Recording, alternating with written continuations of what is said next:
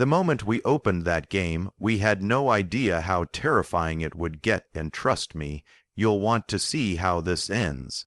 At first, it was just supposed to be harmless fun, a late night call, snacks scattered across the table, and that one friend who always says, "Come on, let's try something scary." The game looked simple, truth or dare, but the design was off. The background was pitch black, and in the center, a spinning wheel dripping with red, like it had been painted in blood. We laughed nervously, telling each other it was just for fun, but deep down I felt something wasn't right. When the screen flickered, I thought it was just my internet acting up, but then the lights in my room dimmed for a second. I brushed it off until the game suddenly called out a name, not just any name. It said my friend's full name out loud in this distorted, metallic voice. We froze. How could the game know that? No one typed it in. He tried to laugh it off, but his face told a different story. His turn began, and the dare popped up. It wasn't something silly like singing or dancing. It said, "Step outside, alone, and don't come back until you see her." We looked at each other in disbelief. Who was her? Maybe it was just some kind of creepy AI thing. My friend sighed, rolled his eyes, and actually stood up to do it, because he didn't want to seem scared in front of us. But the second he opened the door, the hallway lights flickered like crazy. The sound from the game grew louder, almost like whispers filling the room. My heart was pounding. We kept shouting at him to come back, but he walked further and further down that dark hallway. The game screen showed static, and then his camera flicked on. We hadn't noticed it before, but somehow the game had connected to his phone camera. On the screen, we saw him walking slowly, breathing heavily. His voice shook as he said, "Guys, someone's here." That's when we realized this wasn't just a game anymore. Because what the screen showed next made us question if he was ever coming back. The screen glitched for a second, and then it showed him standing completely still. His phone camera shook in his hand, the dim light flickering above him, and in the corner of the frame, just barely, you could see something. A shadow. At first we thought it was just bad lighting, but then it moved, not like a normal person walking. It slid across the wall like it wasn't even touching the ground. He whispered, "Do you see that? Please tell me you see that." My throat went dry, because we all saw it. We started yelling at him to run back, but before he could, the game screen flashed a message, "Do not break the rules." The letters were smeared, dripping like fresh ink. And right after that, his camera went black. The game made this awful sound like a child laughing, but distorted, twisted, like it was underwater.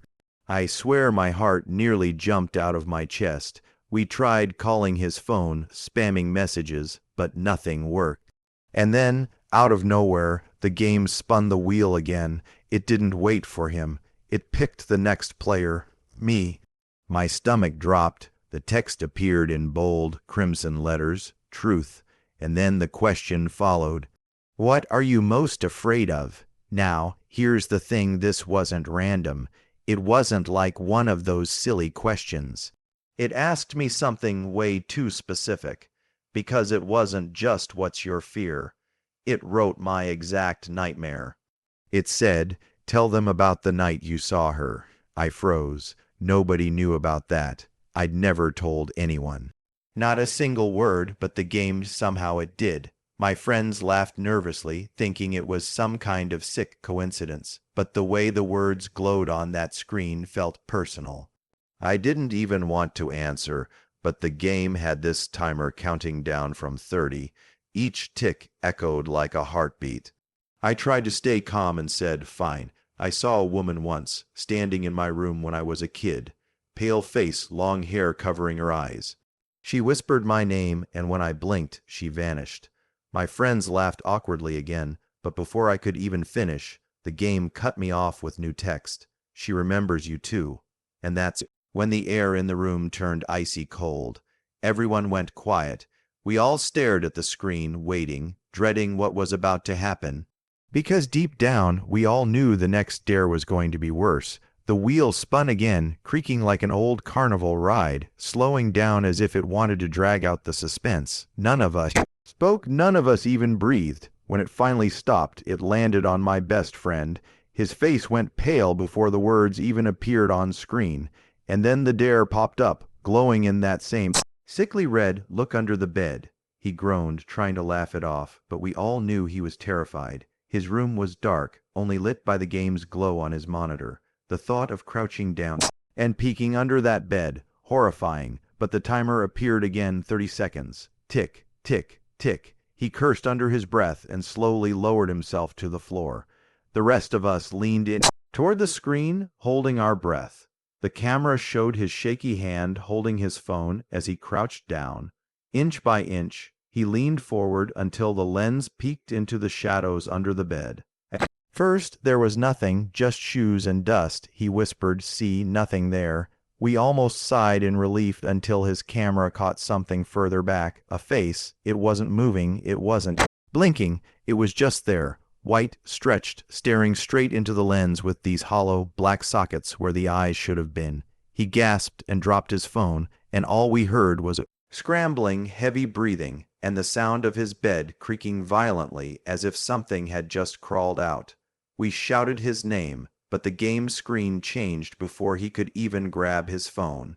New text appeared, dare complete, and then it spun the wheel again, ignoring the fact that he was screaming off. Camera, I swear I'll never forget that scream. It didn't sound human, it sounded torn. The wheel stopped, and my heart nearly stopped with it. This time it landed back on me. The text flashed in front of me. Dare, open your window.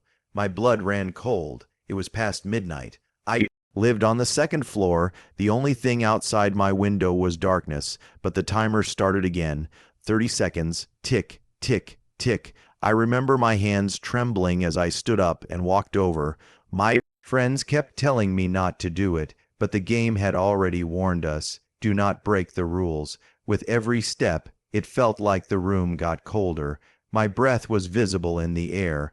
I reached out, fingers brushing the cold handle, and slowly pulled it open. The night air rushed in, but that wasn't the worst part, because standing just outside, clinging to the edge of my window frame, was something pale, long fingers digging into the wall. Its head tilted unnaturally as if it had been waiting for me, and then it smiled. I stumbled backward so fast I nearly tripped over my chair. My friends screamed through the mic, telling me to close the window, but I couldn't move. That smile, too wide, too sharp, was frozen on its face, and its eyes, or whatever they were, two glowing slits of white, locked directly on me. The game screen flickered as if it was feeding off the moment, and then the text appeared, "Do not run." My instincts screamed at me to slam the window shut, but the rules had been clear. Breaking them meant something worse. I just stood there, shaking, until the thing leaned closer. Its breath fogged the glass. My heart hammered so hard I thought it would give out. Then, suddenly, the timer hit 0. The words "Dare Complete" burned across the screen, and in a blink, it was gone.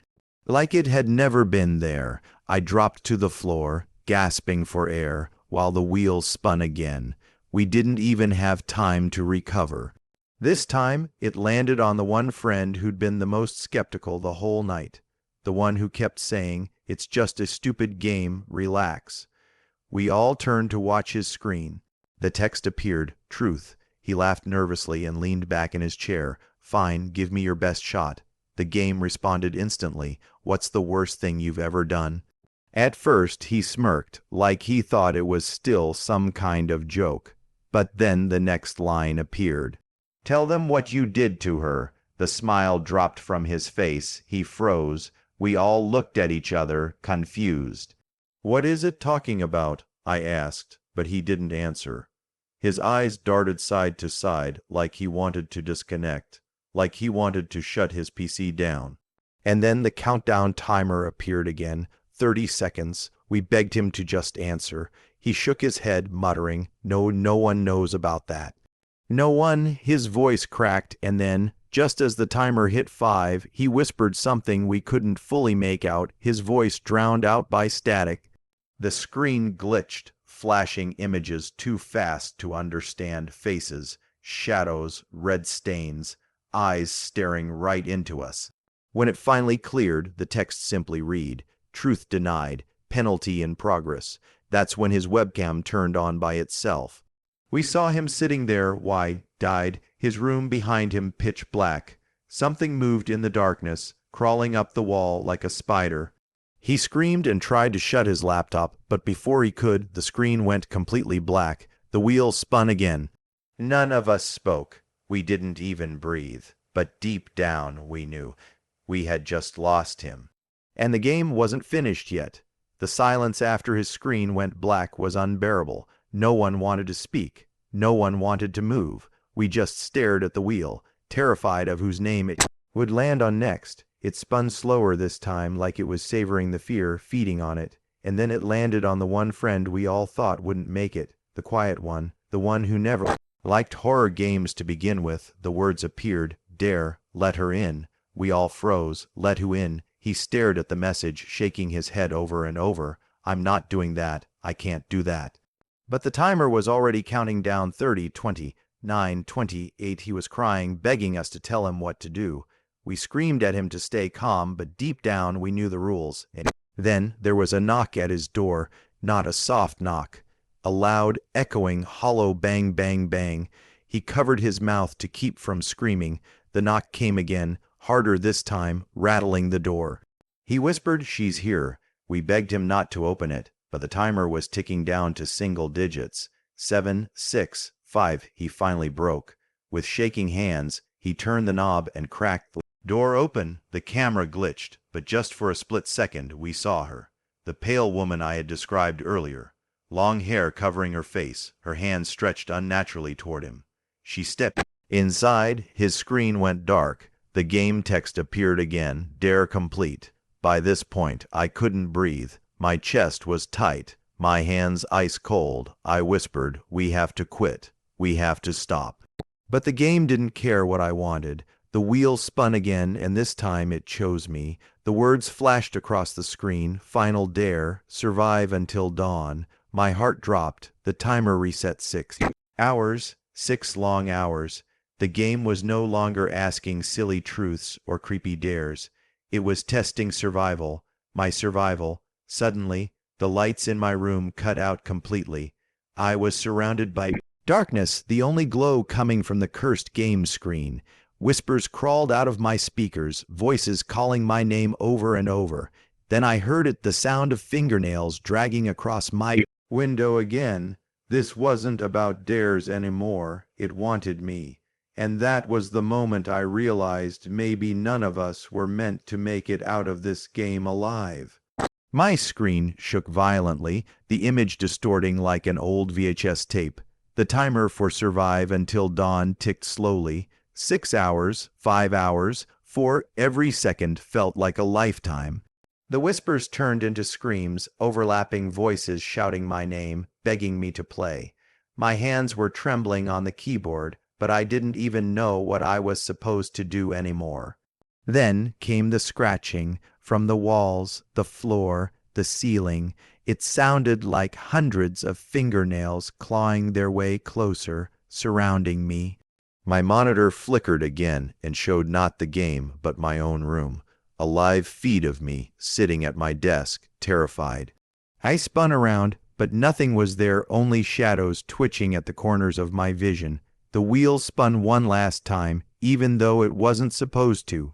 It landed on my name again. The text burned onto the screen. "Dare, don't look behind you." My throat went dry. I couldn't move. I couldn't even blink. My friends on the call screamed at me not to do it, but the whispers in the room grew louder, right behind my ears, as if someone was leaning over me. The timer ticked down, 10, 9, 8. My eyes filled with tears. My heart was pounding so hard I thought it would stop. At 3 seconds, I couldn't take it anymore. I turned, and she was there, inches away. That pale face, that impossible grin stretching wider than it should, black hair sticking to her skin as she whispered, "Game over." The lights exploded, my screen went pitch black, and my headset fell silent. When the monitor came back on, the game had closed. My desktop was empty, no icon, no trace that it had ever existed. My friends gone, no calls, no messages. It was as if they had never been there at all. And then my webcam light turned on by itself. I don't remember much after that, just darkness, just silence, until I woke up hours later on the floor, my PC still glowing faintly. The game wasn't there anymore. But written across the screen in faint, flickering text was one final message: truth or dare never ends. So yeah, safe to say, we're never opening that game at night again. Not after what it took from us, and if you're watching this thinking you'd be brave enough to try it, don't. Because once you start playing, there's no way out.